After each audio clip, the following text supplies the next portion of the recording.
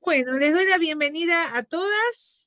Creo que en este grupo no hay varones, así que les doy la bienvenida a todas y me alegra de recomenzar con ustedes este espacio 2021 de matemática de su enseñanza, que es una de las materias que encuentran ustedes en el tercer año de la carrera de psicopedagogía y que es correlativa, o sea, tiene su correlatividad con didáctica general. Creo que eso lo sabían ustedes, ¿no?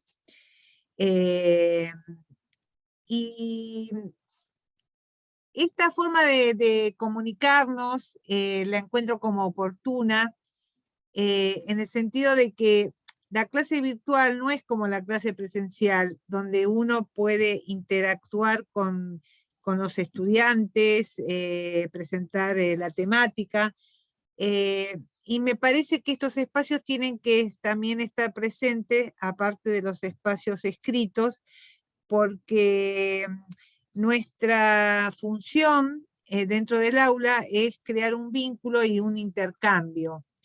Y para poder crear ese vínculo y ese intercambio es necesario que dialoguemos. Por eso, si ustedes me permiten, yo voy a proponer esta forma de trabajar, que me parece que es adecuada y tampoco va a requerir mucho tiempo por el hecho de que no pienso hacer clases sincrónicas muy extensas. ¿Qué tal, Lorena? ¿Cómo te va? Bien, hola. ¿Qué quiero decir con esto? Yo cada 15 días voy a subir, Denise, ¿cómo te va, Denise?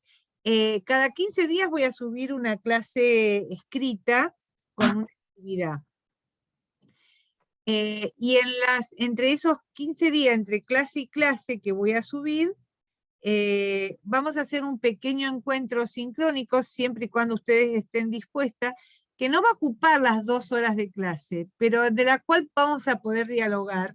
Ustedes me van a poder preguntar sus inquietudes, podemos hablar sobre las tareas que tienen pendiente, y las entregas de las actividades van a ser también cada 15 días. Es decir, que la actividad que yo propuse en la clase 1 la van a tener que entregar a más tardar el día 26 de mayo, porque el 27 tenemos la nueva clase. Si se atrasan, no pasa nada, o sea, ustedes me avisan y yo igual la voy a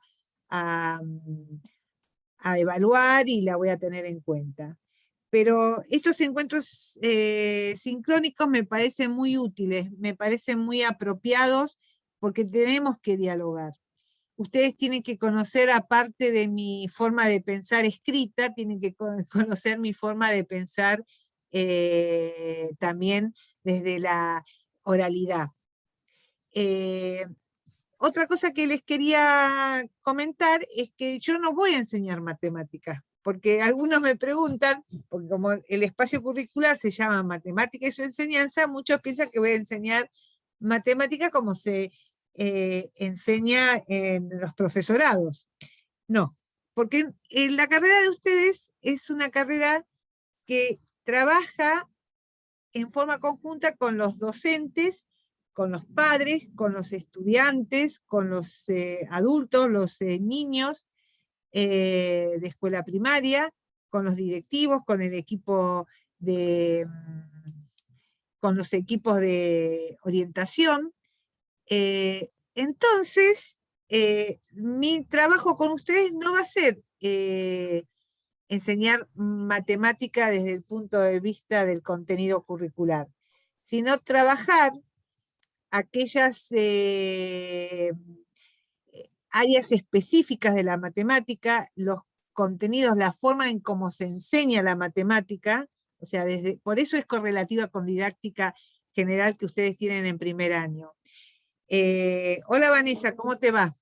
Entonces, la idea es que trabajemos contenido matemático, pero no desde el lugar de que ustedes van a enseñar ese contenido, sino cómo se enseña ese contenido y cómo se puede orientar al docente para que ese contenido se enseñe de forma constructiva y que sea un contenido significante para quien lo aprende, pero también que tenga placer por ese aprendizaje.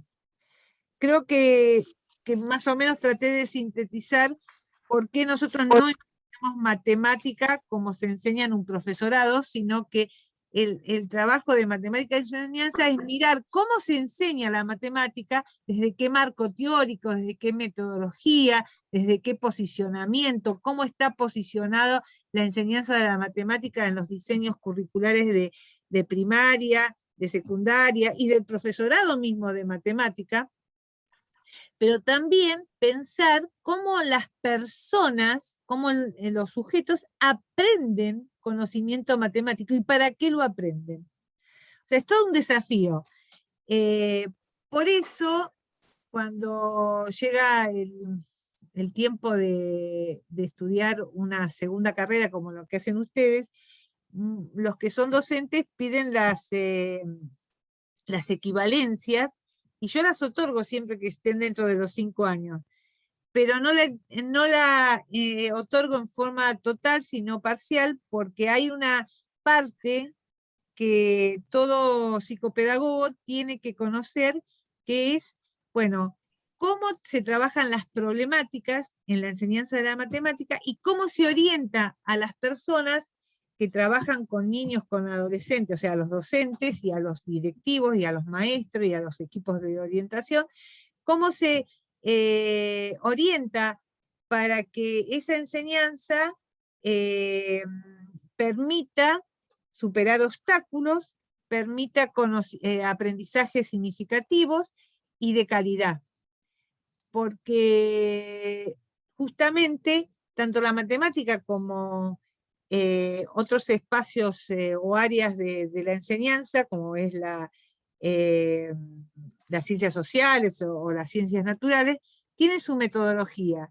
Y la metodología está acorde a los marcos de referencia que se imparten desde las políticas educativas. Bueno, eso es más o menos para que ustedes tengan en cuenta cómo vamos a trabajar en este espacio curricular, qué vamos a trabajar en este espacio curricular. Yo en la primera clase les compartí a ustedes el programa, donde están las unidades, y van a ver que nosotros vamos a trabajar primero una mirada global sobre la didáctica general y la específica. La general ya la cursaron ustedes. La didáctica de la matemática y las distintas perspectivas de la enseñanza. ¿Cómo se enseña matemática? ¿Desde qué perspectiva? Bueno, el diseño curricular de primaria, de jardín, de primaria, de secundaria, del nivel superior, tiene su fundamento en la escuela francesa. No obstante, no trabajamos solamente, y los docentes no trabajan solamente desde esa perspectiva, porque siempre hay cuestiones que requieren otro tipo de miradas. Yo, a ver, voy a dar un ejemplo. Hace mucho tiempo existe la posibilidad de trabajar la enseñanza de la matemática desde la matemática realista, que es la perspectiva de mirar la enseñanza de la matemática desde la fenomenología de las estructuras aritméticas y geométricas, que lo propone Freudenthal. Es interesante porque en la escuela francesa pone la mirada sobre, a ver, qué buenos problemas existen para poner al estudiante en contacto con el conocimiento y a través de esos problemas, de esas situaciones didácticas, y construir su propio conocimiento. Entonces, la mirada focalizada desde la escuela francesa es qué tipo de situaciones permiten la construcción de aprendizaje significativo. No obstante, la escuela holandesa, cuando yo digo la escuela holandesa, porque es la matemática que se enseña en algunos países, por ejemplo en Holanda, en México, en algunas, porque México no tiene tan estructurado el diseño curricular, no hay una mirada homogénea. Si ustedes se fijan, y creo que ustedes vieron los diseños curriculares en algún momento en alguna de los espacios curriculares, van a ver que todo diseño curricular, o sea, la forma de cómo se enseñan los contenidos en la escuela, en el jardín, en la primaria, en la secundaria, tiene un marco de referencia, una forma de hacer matemática, una forma de hacer lengua, bueno, o prácticas del lenguaje, una forma de hacer ciencias sociales, una forma de hacer ciencias naturales. Y eso es prescriptivo, o sea, todos vamos en ese camino y en nuestras clases trabajamos de esa forma. No siempre fue igual, ¿eh? No siempre fue igual. Les voy a dar un ejemplo. En el siglo pasado, principio del siglo pasado, la enseñanza era mecanicista. Los niños aprendían a partir de la explicación de contenido matemático o la explicación de un contenido de las ciencias sociales o de las ciencias naturales, y después había actividades de aplicación, donde en esas actividades de aplicación reforzaban lo que el docente había explicado en la clase. Y es por eso yo les pedí a ustedes una imagen asociada a la enseñanza de la matemática. Y me causó mucha gracia y me reía porque no son todas de la misma edad ustedes, tienen diferentes edades. Sin embargo, algunas estuvieron trituradas en la división de números, otras traumatizadas con las fracciones, otras tenían una mirada así traumática de la enseñanza de la matemática en general, como algo que estaba pensado para algunos que sabían mucho matemática. O sea, ¿quién hace buena matemática? El que es un genio, porque así se lo define. Esa es como una estigmatización que hay en la escuela de que este es bueno para matemático y ya tiene como un punto más o tiene un lugar de preferencia. Porque el que es bueno para matemática es como que está sentado más cerca de la señorita y el que tiene más posibilidades de salir adelante. Y quizás todos somos buenos para aprender matemática, porque la enseñanza de la matemática, como de las ciencias naturales o de las ciencias sociales, no depende tanto de esa predisposición innata que puede tener una persona, sino que depende de cómo ha sido estimulado, cómo se ha conectado con el aprendizaje, cómo ha superado los obstáculos, si ha trabajado los obstáculos. Y y qué relación tiene con la enseñanza de esa disciplina y sus docentes y sus padres y la sociedad donde está inmersa esa experiencia educativa. Y ustedes me dirán, ¿están así? Sí, están así, porque los niños aprenden por la buena estimulación también.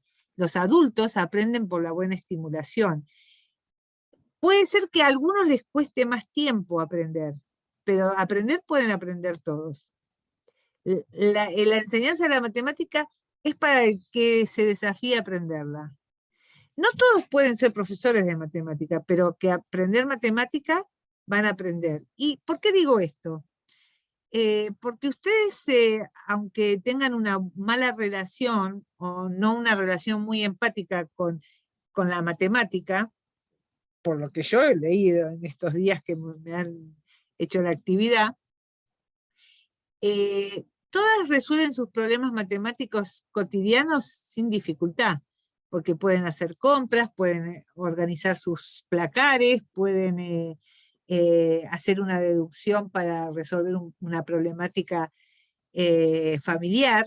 Y usted me dice, ¿qué tiene que ver eso con la enseñanza de la matemática? Si yo hago la economía de mi casa, tengo que manejar números y tengo que hacer un ajuste entre lo que deseo tener dentro del changuito y el dinero que poseo.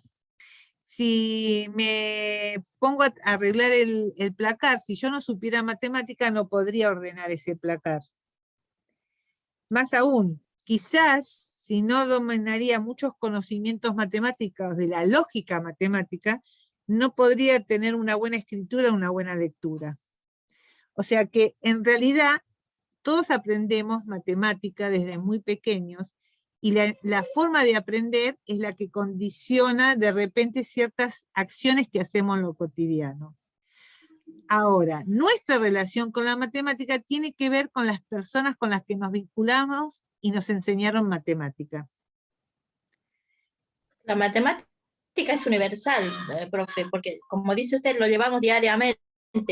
Es como lenguaje. O sea, todos los días en el colegio, en la escuela, para medir cuando tenemos que cocinar o para las distancias que tenemos que llegar, o en qué tiempo voy a llegar a mi trabajo. O sea, la matemática yo pienso que está en todo momento. Sí, Janet, ¿no? Es igual que el lenguaje, porque yo para poder expresarme, y no me refiero a la oralidad solamente, sino al lenguaje en general, el oral, el escrito, el gestual, es también universal, y lo utilizo continuamente, si no, no me puedo comunicar con el otro. Bueno, ¿alguien que quiera hacer alguna pregunta? ¿No? Bueno, voy a compartir un poco la tarea, si les parece, porque de eso seguramente me van a querer preguntar y yo les quiero hablar.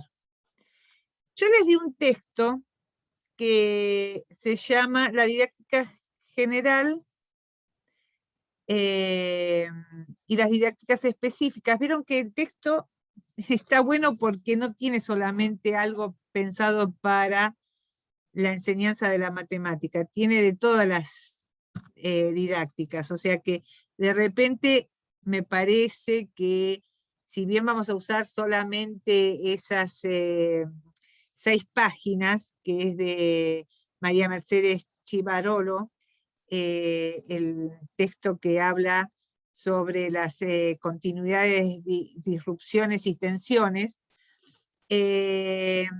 me parece que es importante atesorarlo en una biblioteca virtual, porque en algún momento, si ustedes tienen que hacer un informe o tienen que dar una sugerencia, tienen como un material extra de lectura, ¿de acuerdo? Yo les pido que ustedes lean solamente lo que refiere a la didáctica general y a la didáctica de la matemática. Y igual que pasó en la otro espacio curricular, porque tengo acá estudiantes que están también cursando otra materia conmigo, yo pido que seleccionen 10 palabras de esa lectura. Son 6 páginas prácticamente, y de esas 6 páginas que ustedes leen, seleccionen 10 palabras que pueden considerar como claves en esa lectura. Y hay algo que tienen que elaborar, que es un glosario. Y yo en la clase les explico que el glosario no es el diccionario, o sea que lo que ustedes, esas palabras que ustedes seleccionan y que van a armar después el glosario, no tienen que estar extraídas de ningún diccionario, tienen que ustedes conceptualizarlas como la forma de abordar, si alguien les pregunta por esa palabra clave, ¿qué dirían ustedes sobre eso? Me voy a ir al texto, porque después queda el video de archivo. Me voy a ir al texto, un segundito. Acá. Acá. ¿Lo ven el texto? A mí esto me encanta, porque nos cambia una idea. Ustedes cursaron ya didáctica general, y hay como una mirada donde dice que la didáctica general es como un árbol de donde se desprenden las didácticas específicas. Y acá lo plantea también al revés, como que las didácticas específicas hacen a la didáctica general. O sea, hay como un ida y vuelta. O sea que me interesa esto de las visiones de la didáctica general y de la específica. O sea, como que algo que me nuclea. Después, acá hay un Godino, es un catedrático español, muy bueno. En algún momento les voy a compartir porque él da conversatorios, he tenido el placer de estar con ellos en algún momento trabajando juntos, entonces es un especialista que habla sobre esa metáfora. Entonces a mí me gusta esto, ¿eh? Acá hay algo que podemos nosotros sacar con alguna palabra clave que me haga referencia a eh, a esta dicotomía que hay entre, como si fueran dos extremos de una misma soga. De un lado tenemos la didáctica general y de otro lado tenemos la didáctica específica, en este caso la matemática, para poder tensionar e interpelarnos. Y también hay un aporte de Camiglioni, que también en algún momento ustedes habrán leído, que me parece importante.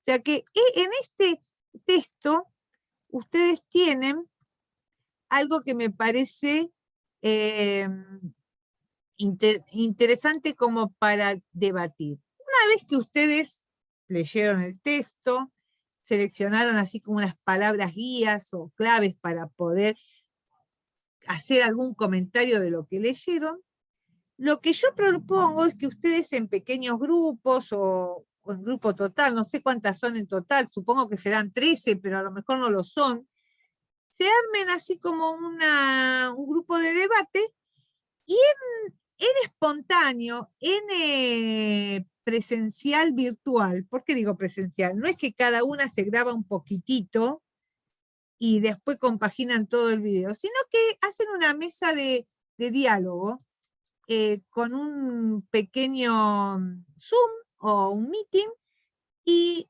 comentan algo sobre este texto y lo suben después. ¿Por qué me interesa tanto hablar de la didáctica general y la didáctica específica? Porque en realidad ustedes ya cursaron un espacio que es correlativo con matemática y su enseñanza, que es la didáctica general, y nosotros vamos a trabajar distintas corrientes o perspectivas o lentes con el cual podemos mirar la enseñanza de la matemática. Esa sería la primera parte de nuestro trabajo, la primera unidad. Y después sí nos vamos a abocar más adelante a la enseñanza, o sea, a la didáctica de los campos numéricos y a la didáctica de los campos geométricos. ¿Para qué? Para que finalmente trabajemos los obstáculos, los problemas que surgen tanto en la enseñanza de los campos numéricos como en la enseñanza de los campos geométricos. Y cómo ustedes, en el rol de psicopedagoga, pueden orientar a los maestros para resolver esos problemas y orientar a los padres para también trabajar con sus hijos en sus casas. ¿Y por qué esto es tan importante? Porque cuando estamos en una institución educativa o somos nosotros psicopedagogas de consultorio, nos pasa que nos traen un niño que dicen, o una niña que nos dicen, no, en las clases se porta mal, no quiere hacer nada, es molesto, es agresivo. En realidad, muchas veces en las clases de matemáticas suele ocurrir que los niños, frente a no poder abordar el aprendizaje a través de los problemas que el maestro les propone o el docente les propone, como no puede, tiene que manifestar esa imposibilidad. Y lo hace a través de llamar la atención. Cuando alguien no puede resolver algo, no se va a quedar en el salón calladito hasta que pase la hora. Va a reaccionar. Y la forma de reaccionar es molestando, como dicen los maestros, para hacerse notar y demostrar que están presentes, que están atentos, pero que no pueden. Y cuando ese estudiante o ese niño o ese pequeño o pequeña, tiene que resolver un problema o una situación y no es capaz, molesta, pero no, molesta en el sentido de que está llamando la atención con una situación desequilibrante dentro del grupo. Muchas veces los estudiantes hacen cosas para que, o acciones para que el otro se dé cuenta que está presente. Es muy de adulto, y de adulto ya vencido, el mantenerse en el silencio. Porque nosotros, en nuestra vida cotidiana, cuando algo no nos gusta, nos enojamos, ¿o no? Ustedes piensen en sus actitudes, o las de sus hijos, o las de sus hermanos, cuando algo les molesta. El no poder participar de una actividad es molesto. El no poder resolver algo es molesto. El no ser reconocido por lo poco o mucho que se resuelve es molesto. Entonces, como eso me molesta, te lo voy a hacer sentir, para que te des cuenta que yo estoy acá y que quiero aprender, que quiero resolver, que quiero participar, que quiero ser del grupo. Entonces, los docentes, los padres, tenemos la obligación de estar atentos con nuestra mirada, y el psicopedagogo tiene que tratar de ayudarnos de alguna forma a resolver esos conflictos. Bueno, hasta acá llegué yo hoy. Me falta solamente decir algo que me parece importante, es que en el Classroom, cuando yo subo las clases, no las voy a copiar todas. La primera se las copié todas, pero se descompaginan, se desordenan, es terrible, porque las subo y después queda todo medio cortado. Entonces yo voy a subir una síntesis en el Classroom, y la clase la van a tener en PDF, o sea que se la pueden bajar, la clase, o sea, lo que yo considero que es la parte escrita de la clase, va a estar junto en el mismo, en la misma tarea, va a estar, por ejemplo, el pequeño videíto que les hago, el material que les subo, y una clase que hace referencia a lo que se trata en esa oportunidad. La primera yo la tuve que editar 3 veces para que quedara así media ordenadita, no la pude poner, o sea, ajustar los márgenes, esas cuestiones a mí me molestan, es muy elemental esa plataforma, pero bueno, es lo que tenemos y lo que usamos. Bien, ahora estoy atenta a las preguntas de ustedes.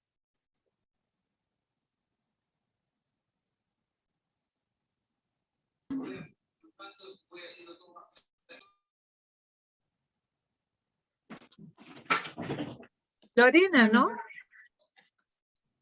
Nadie pregunta. Yo tengo una mini pregunta. Con respecto a todo el material que va subiendo, lo vamos leyendo clase a clase, ¿verdad? Bueno, María del Mar, te voy a decir algo. Yo puse una bibliografía en el programa, que esa es la básica. Ok.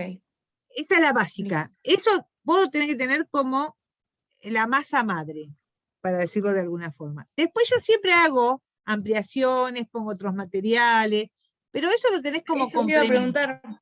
Claro, eso te iba a preguntar porque yo miraba el programa y había como otros textos también. Bueno, los Pero textos igual madres, sirven. sí, los textos madres están en el programa. Todo lo que yo por ahí adoso es ampliatorio, y porque tiene que ver con lo que estamos trabajando. Pero siempre hay, pero a Pichetto yo ya le di la entrada. Sí, está ella. Recién me llegó el mensaje, entonces. Ah, bueno, perdóname. Bueno, igual está grabado, Constanza, no te hagas problema, ¿eh? Está grabado. Todo lo que hablamos, o lo que yo hablé, porque casi no hablaron, está todo grabado. Y bueno, es eso, María del Mar. La idea es los textos complementarios es como un extra, pero vos tenés unos textos bases, y yo traté en el programa poner textos mínimos, porque no me sirve a mí a darle 5 páginas. Yo tengo 2 horas semanales con ustedes en este espacio curricular. Y no me sirve a mí darle tanta literatura para que ustedes lean si no les da el tiempo físico. Pero yo les propongo que ustedes se armen una carpeta de todos los materiales y vayan guardando, porque eso en algún momento les va a servir, porque una de las funciones que ustedes tienen como psicopedagogas es hacer informes, y los informes tienen que ser argumentados. Entonces, yo no puedo hacer un informe desde mi postura, desde mi posicionamiento sin argumentación, porque nadie me va a escuchar. Yo soy un profesional. El médico argumenta con todos los estudios previos. El psicopedagogo argumenta con todo el estudio previo que ha hecho sobre la situación, más el marco teórico que sustenta sus posicionamientos. ¿Entienden eso? Bueno, otra pregunta. Profesora, necesito una consulta con respecto al texto. A ver si interpreté bien yo. Con respecto a este tema de las didácticas específicas y generales, en sí, la diferenciación que hace por ahí es que por ahí esto que todos son como 3 miradas diferentes, todas válidas, en algún punto de decir de la didáctica general como instrumento o herramienta para poder resolver diferentes cuestiones, más normativa, más prescriptiva, y que a veces deja de lado las específicas como las particularidades, ¿no? Las ¿Eso tiene particularidades que no ver por están ahí? dentro de la general. Las Por particularidades eso, no como que deja de lado esos. Está bien, pero igualmente estaría como, se puede ver como los gráficos que vos dijiste, como que una abarcaría el resto, o en el otro gráfico como que están todas interrelacionadas. Sí. Y en una tercera instancia plantea de cómo se enseñan los profesores por ahí, que de la carrera profesional del profesor, no cómo enseñar. Y plantea esto de que muchas veces se deja de lado las didácticas específicas. ¿Vos de didáctica específica planteas puntualmente el tema de cómo enseñar matemáticas o cómo enseñar determinada rama? ¿Eso es? Mi Sí. campo de acción con ustedes es matemática y su enseñanza. Entonces yo me voy a volcar a eso. Ustedes se preguntarán, ¿y por qué en psicopedagogía no trabajamos las cuatro, o sea, las ciencias naturales y su enseñanza, las ciencias sociales y su enseñanza, la matemática y su enseñanza, las prácticas del lenguaje y su enseñanza? ¿Por qué no hacemos eso? Porque justamente, como hoy salió el tema, a partir del comentario de Janet, hay 2 campos disciplinares que estructuran todo el pensamiento del estudiante. Uno son las prácticas del lenguaje y el otro es la matemática. Por eso, en la carrera de psicopedagogía se ven esas solamente.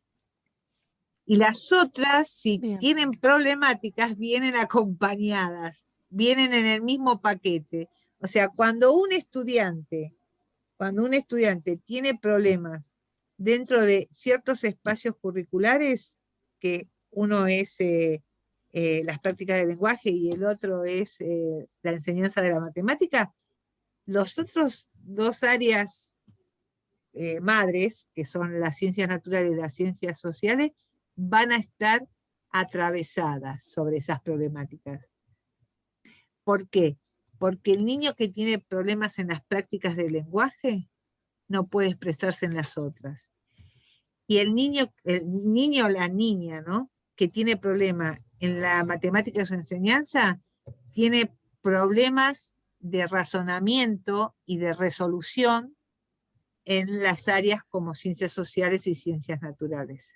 Las que son maestras lo saben. Y otra cosa que te quería decir, Vanessa, es yo puedo ser docente del área de matemática o del área de las prácticas del lenguaje, pero como docente, como profesora de nivel primario y también como profesora de nivel secundario, tengo que tener un conocimiento acabado del diseño curricular en general, de todos los espacios.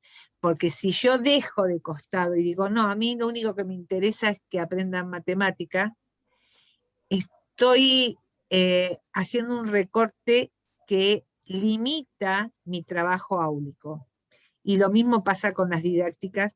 Si yo dejo de lado la didáctica general, porque a mí me interesa la específica, me estoy limitando y estoy limitando mi trabajo áulico. Y eso es lo que a veces yo le trato de hacer, trato de que las estudiantes y los estudiantes comprendan en mi espacio curricular. Cuando yo les digo, miren, no van a poder dar el final de matemática y su enseñanza si no tienen aprobado didáctica general. ¿Y por qué? Porque nosotros, por ejemplo, trabajamos Freire y la enseñanza de la matemática. Trabajamos el constructivismo y la enseñanza de la matemática. Y esos son conocimientos que ustedes tienen. Trabajamos a Camillioni y la enseñanza de la matemática. Son conocimientos que ustedes tienen incorporados desde la didáctica general. O sea, no podrían estar en la didáctica específica sin haber cursado la didáctica general.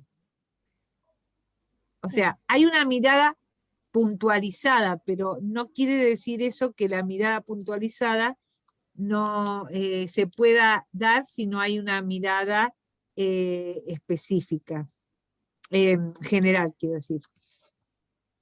Claro, por eso plantea esto, es como una crítica que plantea esto de dejar de lado en la carrera de profesional, ¿no?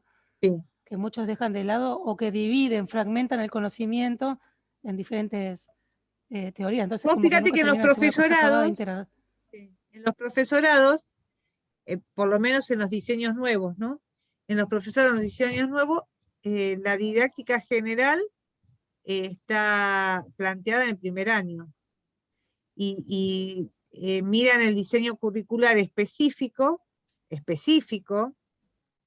de la enseñanza de la matemática, por ejemplo, pero teniendo en cuenta el diseño curricular de todos los espacios. ¿Por qué? Porque, a ver, yo voy a plantear algo elemental. Un profesor de matemática, un maestro de matemática del área de matemática, tiene que hablar con el profesor de educación física continuamente. ¿Por qué? Porque la escritura en espejo, que afecta también la escritura numérica, solamente se puede corregir si trabajan con el profesor de educación física y trabaja lateralidad.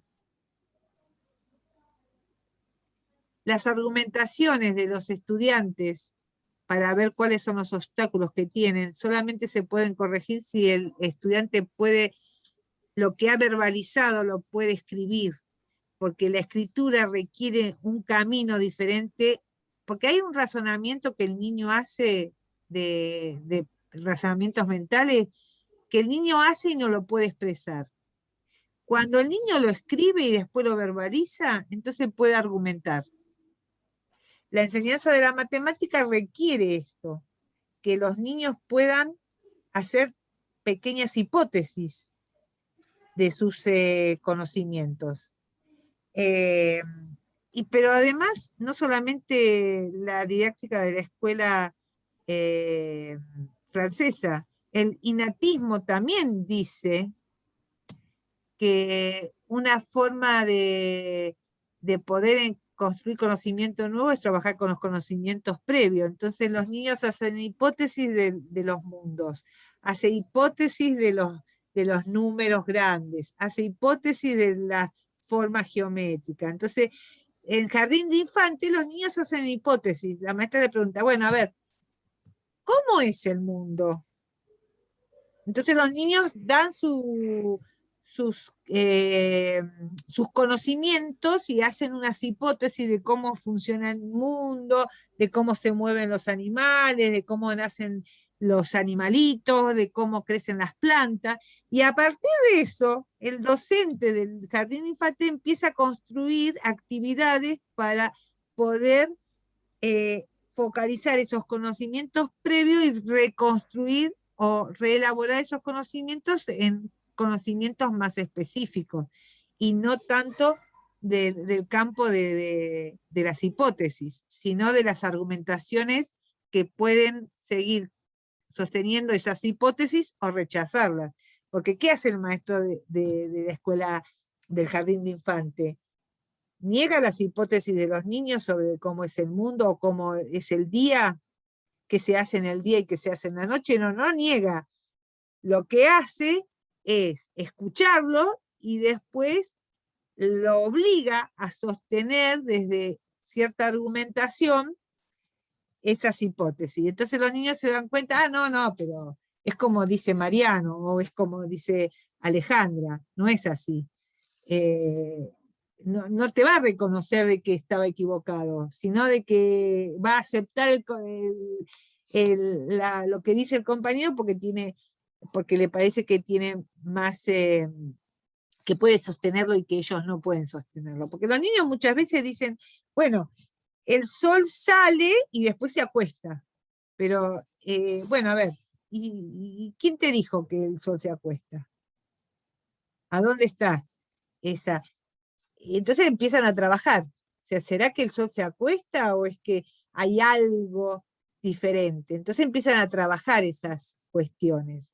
Esas hipótesis tan infantiles hay que trabajarlas para construir conocimiento significativo, pero no se pueden negar.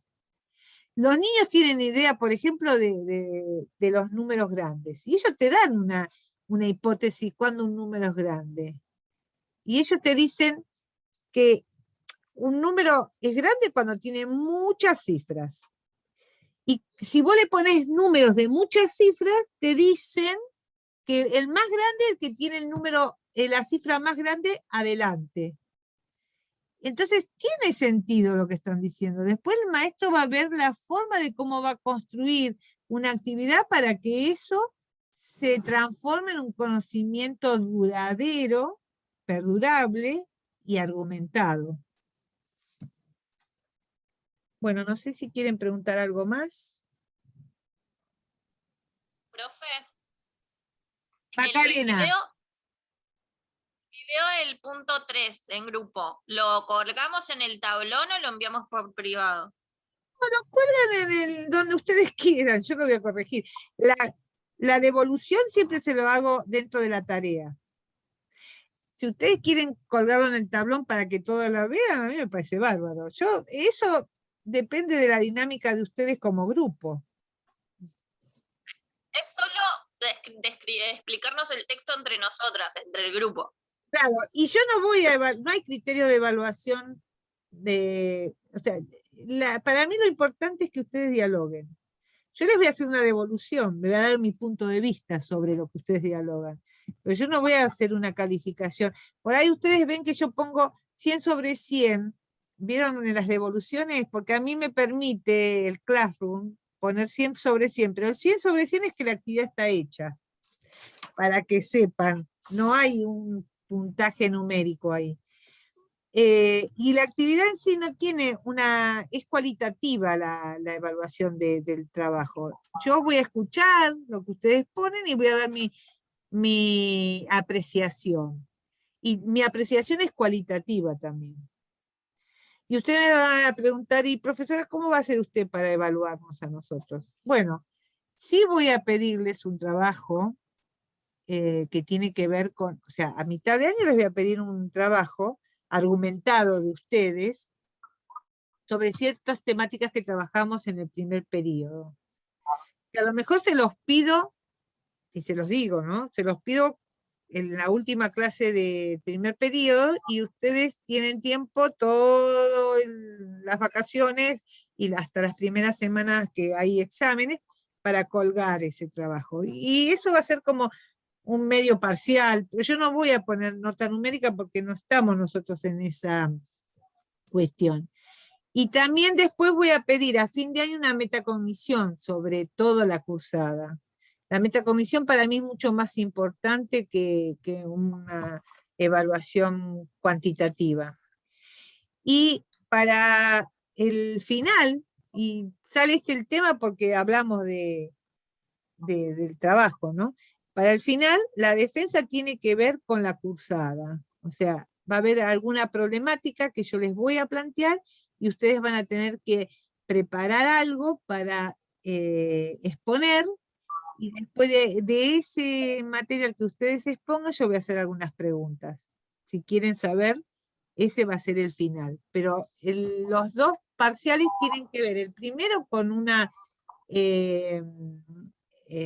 trabajo de trayectoria del primer periodo, donde ustedes van a tener que argumentar. Y el segundo tienen que hacer una metacognición. Porque mi espacio curricular no es un espacio curricular donde ustedes tienen que recitar autores y conceptos, sino tienen que hacer posicionamientos. Los mismos que se les va a exigir a ustedes cuando sean psicopedagogas, y ustedes vayan y le digan a la maestra, mira, a mí me parece que vos podrías trabajar este tipo de actividades, teniendo en cuenta que el diseño curricular tiene esta prescripción con respecto al enfoque de la enseñanza, para poder trabajar una problemática de ceguera o de autismo dentro del salón. Hay autores como este o aquel que aconsejan hacer este tipo de actividades. ¿Entienden? Esa es la función de ustedes. Y en ese camino vamos a ir. Bueno, creo que podemos ir cerrando, ¿no? Son todos los que, a ver, ahora en este momento, ¿cuánto tenemos? 1, 2, 3, 4, 5, 6, 7, 8. ¿Son 9 ustedes? Profe. 10, profe. Con usted ¿Podemos será, hacer, ¿no? ¿podemos ¿Y hacer la grabación conmigo? todas juntas, profesora? ¿Eh? ¿Podemos hacer la grabación todas juntas? ¿O es Que mucho? quieran. Yo no tengo problema. Lo que pasa que en la lista, hoy estábamos hablando, Vanessa, que yo en la lista tengo menos alumnas o estudiantes que las que están. Y el otro día hay una chica que me dijo, profesora, yo me anoté por equivocación. Entonces se bajó solita, pero no había participado en nada. Pero si ustedes son 9 por lo que yo veo. Profe, Sí. hay 2 alumnas más que hoy no pudieron entrar, que son Candela Camilio y Sofía Alvarengo, que tienen problemas con la compu y no pudieron entrar. Hay alguien que me escribió que tenía problemas, sí. Y yo le dije que no había problema, que quedaba grabado. Bueno, arreglen como ustedes quieran. Yo no estoy en la escuela primaria ni en la secundaria. Ustedes son adultos, saben cómo manejar esto, ya lo han manejado en otra circunstancia. Mientras el trabajo se realice, no hay ningún problema. Bueno. Porque les digo, yo también le voy a incorporar, a medida que pasen las clases, ciertos recursos informáticos o presentaciones. La próxima voy a pedir, tanto en un espacio como en el otro, porque yo tengo estudiantes que están haciendo 2 materias conmigo en este momento. Acá están haciendo una y otra están haciendo en 4º año de este grupo. Voy a incorporar otras herramientas, por ejemplo el Genially, porque a mí me gusta, y usted me va a decir, ay profesora, pero usted viene a enseñar matemática y su enseñanza. Sí, yo vengo a eso, pero ustedes van a ser psicopedagogas y vamos a volver a la presencialidad y ustedes van a tener que exponer en su grupo, en su equipo de trabajo, delante de los maestros, bueno, no sé, en ciertos lugares ustedes van a tener que hacer ciertas exposiciones. Entonces tienen que tener recursos que por ejemplo, si hacen un Ateneo, un estudio de caso con sus compañeros, o con los maestros cuando hay problemas en los salones. Y hay, en todas las escuelas hay recursos como grabadoras y proyectores, pero hay algo que les quería decir también. Me parece que si volvemos a la presencialidad, los encuentros con los docentes y los encuentros con el equipo de trabajo, me parece que va a seguir en este medio virtual, porque se han dado cuenta que cuando es presencial, aquel no puede ir, este no puede ir, no queda grabado, y ahora con todo esto de la virtualidad, descubrieron que estos encuentros son muy apropiados, porque primero no falta nadie, y si falta, queda grabado y no puede decir que no estuvo. Sí, tiene sus pros y sus contras. Algunas personas decían, yo no podía asistir porque estaba en la reunión de la otra escuela. No te hagas ningún problema, mira el video y después hacer tu informe. Así que, bueno, yo no tengo más para aportar. No sé si ustedes quieren aportar algo. Me da placer tener 9, 10, 12, qué sé yo, estudiantes. Me gusta lo que hago, así que lo disfruto y preparar las clases también es para mí desafiante porque me obliga a buscar cosas creativas. En este caso tengo solamente una estudiante que cursó el año pasado conmigo, y si hay alguien que cursó 2 años seguidos, yo no hago la misma clase 2 veces, porque como ya no soy la misma persona que el año pasado, y ahora soy una persona que no seré el año próximo, porque estamos atravesados por un montón de realidades que hacen que nos manejemos de forma diferente. El grupo es diferente, no sé si lo comprenden de esa forma, pero no podría usar las clases del año pasado porque el año pasado estaba atravesada por el inicio de una pandemia, y ahora estoy atravesada por una pandemia que sigue siendo pandemia, y que tiene esta bimodalidad para la primaria y de la secundaria, entonces las problemáticas de enseñanza también está interesante verlas desde estas nuevas realidades.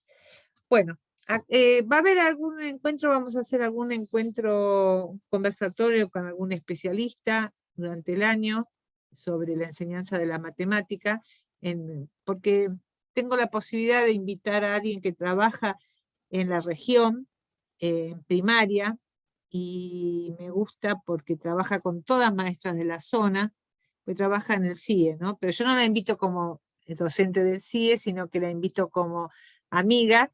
Entonces ella está en el territorio y puede dar cuenta de cuestiones que tienen que ver con las problemáticas que se dan en la enseñanza. Y creo que es un buen momento para hacer un conversatorio con ella y que ustedes puedan hacerle preguntas, porque no viene como especialista del CIE, sino que viene como una docente que es docente en el área específica, que forma parte de un equipo de conducción y que puede dar referencia de cómo son las problemáticas en la región sobre la enseñanza de la matemática. Creo que siempre la invito a la carrera de psicopedagogía porque es un buen referente, porque si tenemos a alguien que está en el campo, tenemos que aprovecharlo. Bien, les deseo un buen fin de semana. El día martes es feriado, pero el miércoles pueden ir subiendo el trabajo. Y el jueves voy a subir la nueva clase. Bueno. Buenísimo. Bueno, profe, buen fin de también para todas, chicas. Ahora nos ponemos de acuerdo si quieren en el tablón y escribimos ahí a ver quiénes pueden, ¿vale? Bien, yo Bueno. finalizo porque voy a dejar grabado esto y después ustedes me avisan, pero no se hagan problema por eso. Bueno, nos estamos viendo, que pasen lindo el fin de Bueno, nos semana. vemos. Bueno, buen Gracias, fin de Chao, semana. profe, igualmente. Saludos, un beso. Chao. Buenas